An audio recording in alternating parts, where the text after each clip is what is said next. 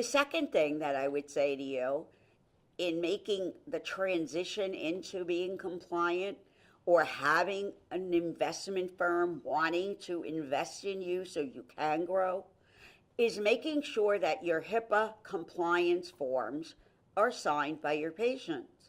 But instead of just having them sign that the office is compliant, you want them to sign that you give them permission. They give the office permission if you do outside medical billing for another party to be able to look at their paperwork.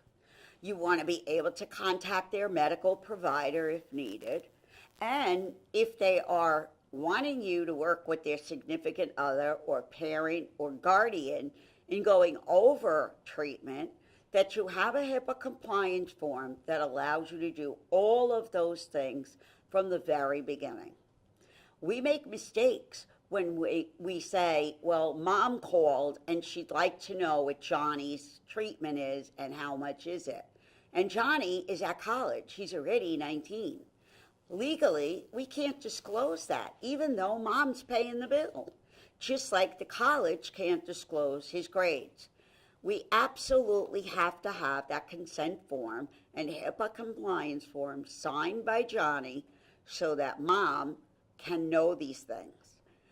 If the patient wants their husband or wife involved in the treatment planning and understanding why they need treatment, as many medical providers today do with their patients, the HIPAA compliance form covers the conversations doctors would have with anyone that they want. So that's a big tip also. Compliance, always covering your bases. And then how do you write a chart up? Well, putting in tooth number 31 MOD is not compliant. It's not giving the information how you diagnosed tooth number 31. It's not saying why you're treating it.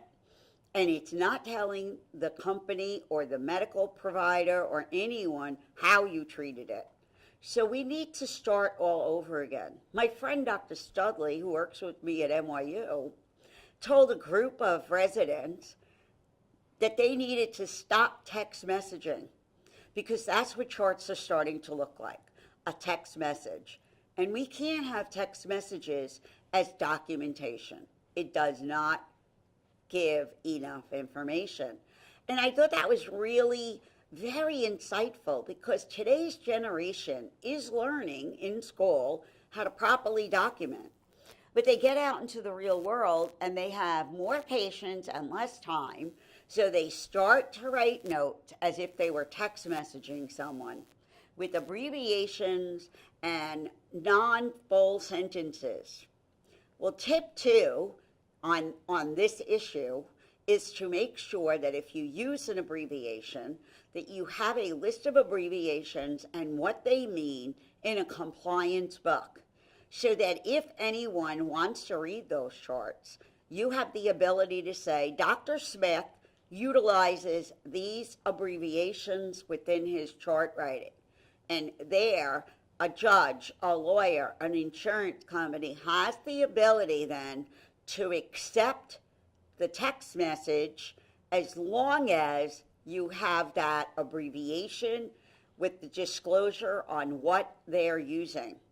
99% of our hygienists use abbreviations also, and they'll put upper right quad, URQ. But if you're not in the field, no one knows what URQ is. We need to have an abbreviation tablet, upper right quadrant. So it's very simple to do, so you can save time in your documentation if you need to, as long as you know, and everybody in the office knows, how to translate the shorthand, the text message. But we have to document the patient's history, their blood pressure, which is not done on every patient at every visit. And we really need to do that. It's a legal issue, so let's just get it done. Train your assistants. Assistants are not really only there to wipe down a room. They're there to help you. So whatever you feel is necessary to give to an assistant to do, they are more than capable of learning how to do it, and they will enjoy their roles within the practice so much more. And keeping compliant is going to be very helpful to your patients.